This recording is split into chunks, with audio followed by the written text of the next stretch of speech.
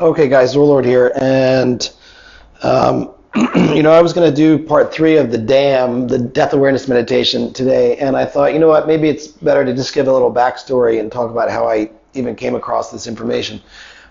So it was probably, I think it was 2001, and I had moved to LA for like the second time, to be near my Aikido sensei, Haruo Matsuoka. And I'd also just sold a movie that I made with a friend of mine from high school. And it did pretty well, and it was in like maybe 2,000 theaters across the U.S., and then it went around the world. And that was my goal. I wanted to, make a movie. I went to NYU Film School. I was stoked about it.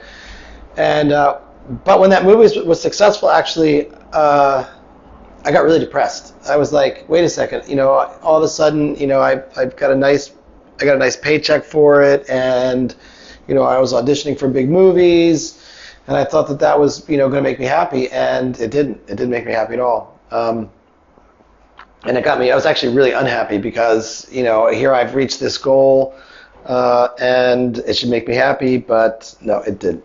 So maybe you're old enough. You've been through it enough to be aware of that. And if not, then, find a goal and go get it and see if it makes you happy. And I'm not saying you shouldn't have goals. You need goals. Goals are awesome, but you have to understand how they work. Anyway, so I'm in Los Angeles, and I'm auditioning for tons of movies, and I didn't really care about any of them. I'd already produced and starred in my own film, and, I thought I just wasn't into a lot of these films. So, but I wasn't creating. So I said, Barbara, you got to write another screenplay. What do you want to write about? And at the time, I was reading, I think, Seth Speaks, the channeled work by Jane Roberts. And I'd probably read it 2 or 3 times before. It's the one with the super creepy cover, paperback. And Seth Speaks is it's a pretty interesting book, and I'm not going to talk about it too much today. Maybe I'll talk about it more later. But I came upon this idea for my movie. I said, okay, you know what? It's going to be about this guy. He's in LA for a business meeting, and he goes to Yamashiro. Now, Yamashiro is a Japanese castle that's on the top of a hill, a small mountain in Hollywood. So someone took a Japanese castle from Japan and rebuilt and took it apart and put it back together on a hill in Hollywood. So I used to go there, for dates once in a while. And I said, okay, you know what? I'm going to write this movie. This guy's going to go to Yamashiro for a business meeting. He's going to get hit on the head, and he's going to wake up in his past life in samurai days Japan, and everyone going to think he's a British spy. And I didn't know anything about past lives. I mean, I was reading a little bit of, like I said, Jane Roberts, and I think she talks a little bit about past lives. I haven't read that book in a while.